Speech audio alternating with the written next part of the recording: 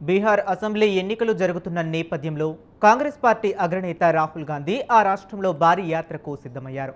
Voter జాబితా సంక్షిప్త ముమ్మర సవరణతో పౌరుల ఓటు హక్కును దోచుకుంటున్నారని ఆరోపిస్తున్న ఆయన ఓట్ అధికార్ యాత్ర పేరుతో దీనిని చేపట్టనున్నారు.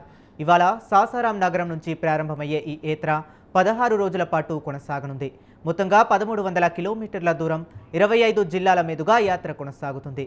వచ్చే నెల 1న పాట్నాలో నిర్వహించే భారీ సభలో యాత్ర ముగుస్తుంది.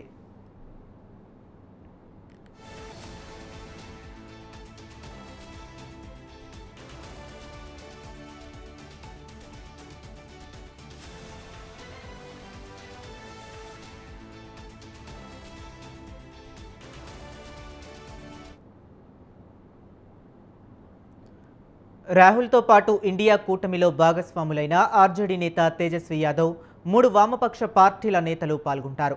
నడవడంతో పాటు వాహనాల్లో ప్రయాణిస్తూ రాహుల్ ఈ యాత్రను కొనసాగిస్తారు. ఓటు హక్కుపై ప్రజలను చైతన్యపరిచే కార్యక్రమంలో భాగంగా లపతా ఓట్ పేరుతో ఎక్స్ వేదికగా వీడియోను రాహుల్ విడుదల చేశారు.